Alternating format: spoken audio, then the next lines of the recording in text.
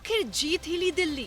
हम ऐसा इसलिए कह रहे हैं क्योंकि करीब 2.5 दशक से दिल्ली कमल को चिढ़ा रही थी।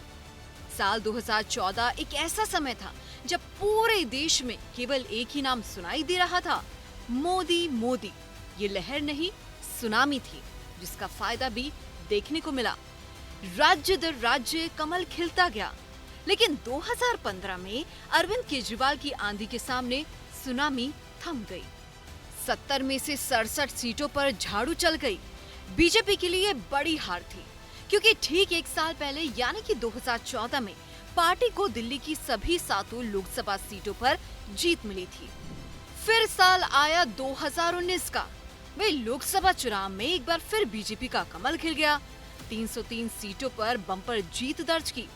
फिर से देश में पीएम मोदी की लहर देखने को मिली, क्योंकि 2014 के मुकाबले 2019 में बीजेपी को ज्यादा सीटों पर जीत मिली, क्योंकि इस चुनाव में भी दिल्ली की सभी 7 लोकसभा सीटों पर बीजेपी की जीत हुई।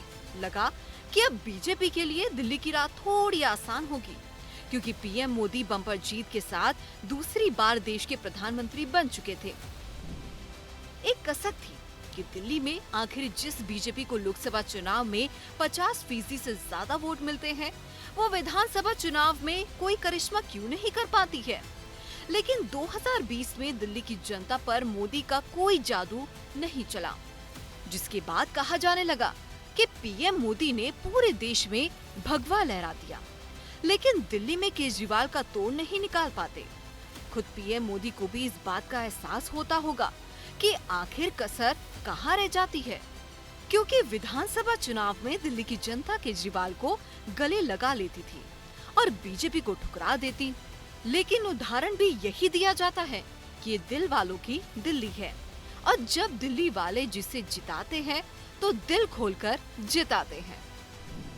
करीब 27 साल के बाद दिल्ली की सत्ता पर बीजेपी की वापसी हुई है, लेकिन इस जीत का सेहरा पीएम मोदी के सिर सजने वाला है। इंतजार लंबा था, लेकिन अब तो दिल्ली भी जीत ली।